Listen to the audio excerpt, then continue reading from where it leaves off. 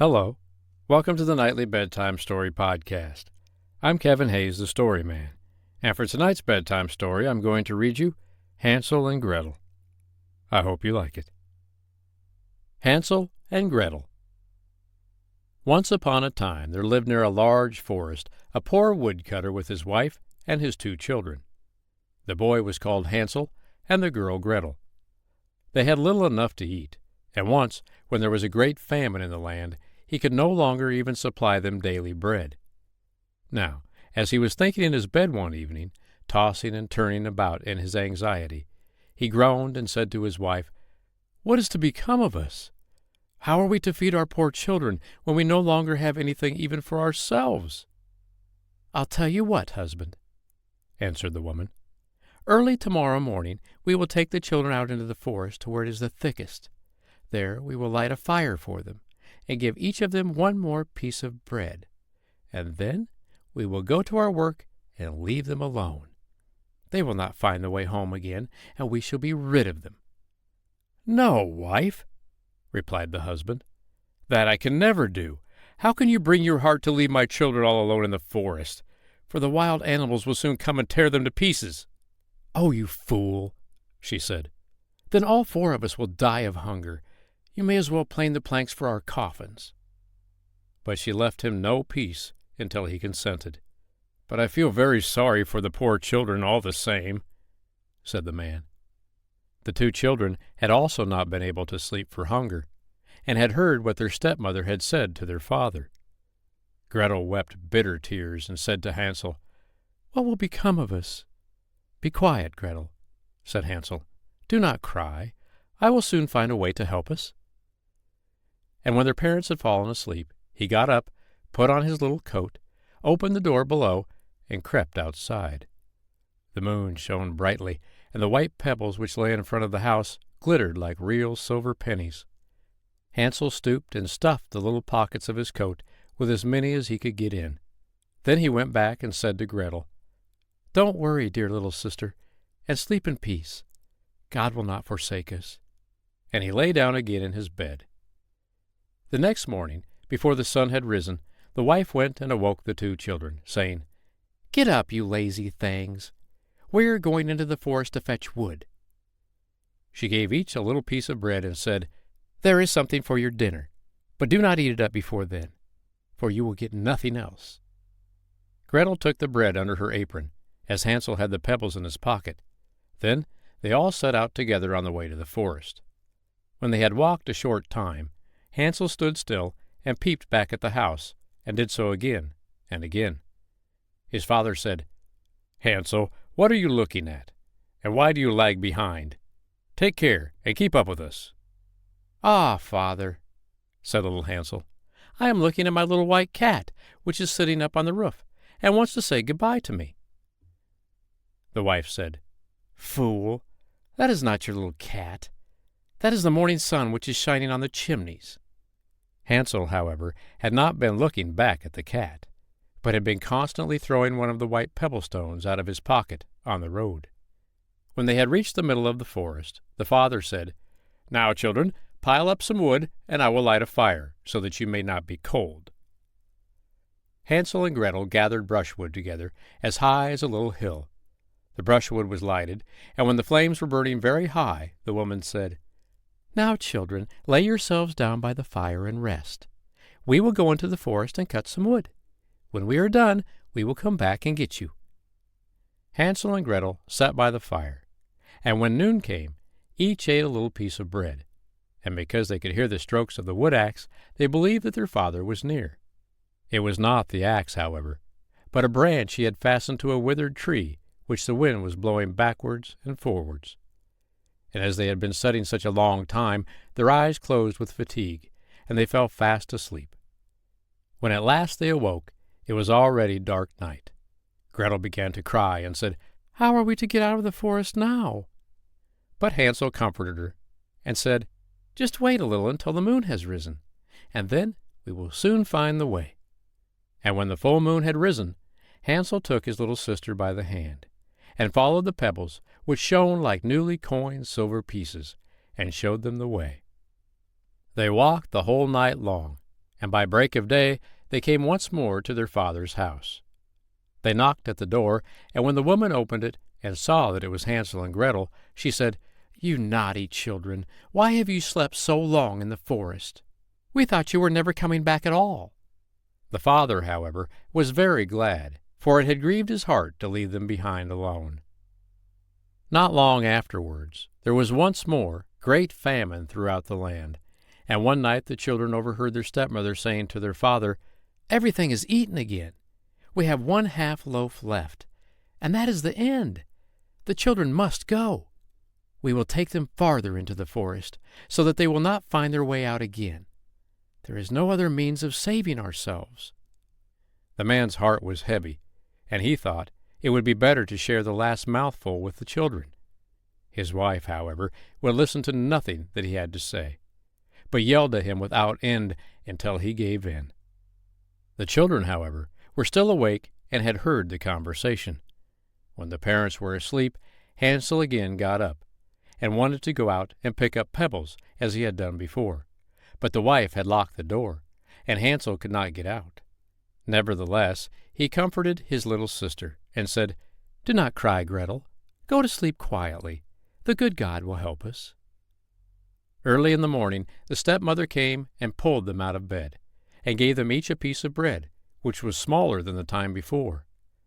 On the way into the forest, Hansel crumbled his in his pocket, and often stood still and threw a morsel on the ground.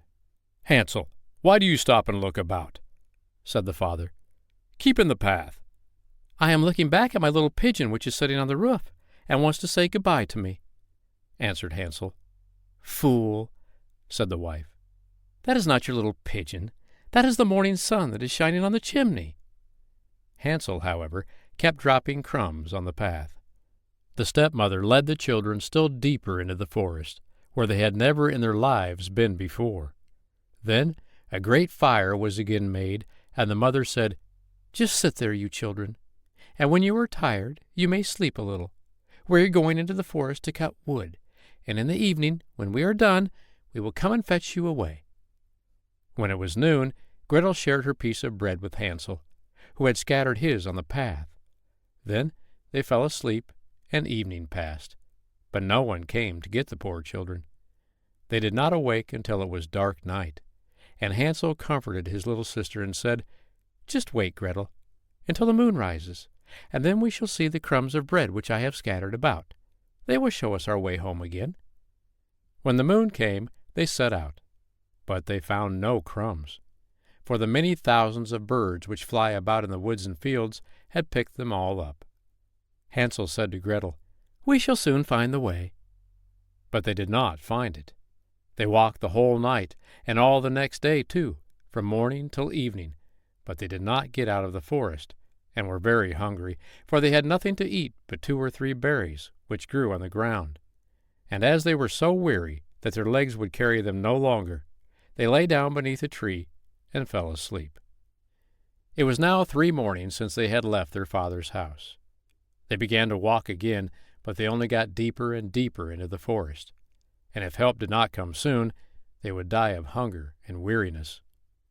When it was midday, they saw a beautiful snow-white bird sitting on a branch, which sang so delightfully that they stood still and listened to it. And when its song was over, it spread its wings and flew away before them, and they followed it until they reached a little house, on the roof of which it landed. And when they approached the little house, they saw that it was built of gingerbread, with windows made of clear sugar. They ran for the house as fast as they could. They were so hungry, Hansel started eating pieces of the roof from the gingerbread house, and Gretel started nibbling at the window panes. Then they heard a soft voice saying, "Nibble, nibble like a mouse. Who is nibbling at my house?" The children answered, "It's only the wind," and went on eating without disturbing themselves. Hansel, who liked the taste of the roof, tore down a great piece of it, and Gretel pushed out the whole of one round window pane, sat down, and enjoyed herself with it. Suddenly the door of the house opened, and an old woman came out. Hansel and Gretel were so terribly frightened, but the old woman, however, nodded her head and said, "Oh, you dear children, you must be hungry and tired. Do come in and stay with me. No harm shall happen to you." She took them both by the hand and led them into her little house, and invited them to sit down to dinner. All kinds of good food was set before them, milk and pancakes with sugar, apples, and nuts. When they had finished, the old woman put them to bed in big, comfortable beds. Hansel and Gretel lay down in them and thought they were in heaven. The old woman had only pretended to be so kind. She was in reality a wicked witch, who lay in wait for children, and had only built the little house of gingerbread in order to get children there. When a child fell into her power, she killed it, cooked, and ate it, and that was a feast day with her. Witches have red eyes and cannot see far, but they have a keen sense of smell like animals, and are aware when human beings draw near. When Hansel and Gretel came to the witch's house, she laughed wickedly, saying, "I have them. They shall not escape me again." Early in the morning, before the children were awake, she was already up, and when she saw both of them sleeping and looking so pretty, with their plump and rosy cheeks, she muttered to herself, "That will be a good bite." Then she awakened Hansel and locked him up in a cage with bars on the door, and although he screamed as loud as he could, no one could hear him. Then she went to Gretel, shook her till she awoke, and cried, "Get up, lazy thing, fetch some water, and cook something good for your brother. He is in the cage, and it is to be made fat. When he is fat, I will eat him." Gretel began to cry, but it was all useless, for she was forced to do what the wicked witch commanded. So a nice meal was cooked for poor Hansel, for the witch thought he was too thin, but Gretel did not give very much to eat. Every morning the old witch came to the cage and said, "Hansel, stretch out your finger that I may feel if you are getting any fatter."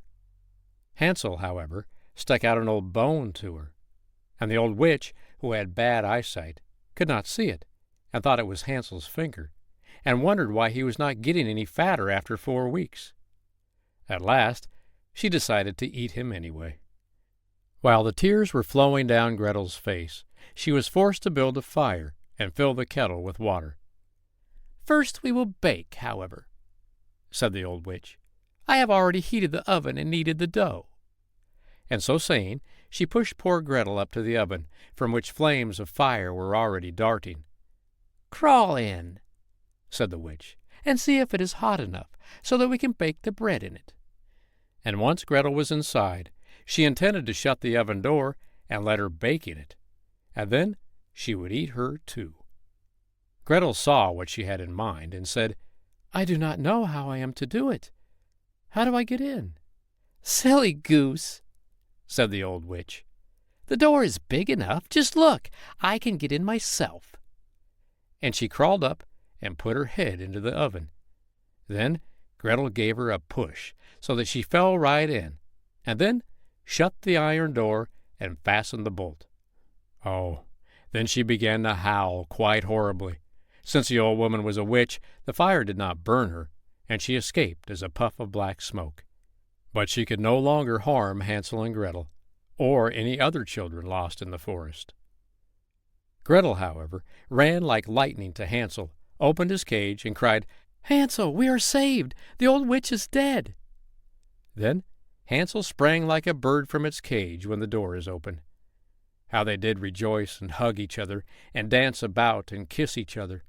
And as they had no longer any need to fear her, they looked through the witch's house, and in every corner there stood chests full of pearls and jewels. "These are far better than pebbles," said Hansel. And putting as many as he could into his pockets, Gretel said, "I too will take something home with me," and filled her apron full. "But now we must be off," said Hansel, "that we may get out of the witch's forest." They set out through the forest, thinking they could find their way home, but after hours and hours of walking, they were still lost, and were starting to lose all hope of ever finding their way home, when through the trees they saw in the distance their father's house. Then they began to run. After reaching the house, they rushed into the parlor, and threw themselves round their father's neck. He had not known one happy hour since he had left the children in the forest, and then told Hansel and Gretel The cruel stepmother had gone away forever. Gretel emptied her apron until pearls and precious stones ran about the room, and Hansel threw one handful after another out of his pocket to add to them. Then all the sadness was at an end, and they lived happily ever after. I hope you liked tonight's bedtime story, Hansel and Gretel. I'm Kevin Hayes, the Story Man, and I'll be back tomorrow night on the Nightly Bedtime Story Podcast to read you another bedtime story. But for tonight, good night.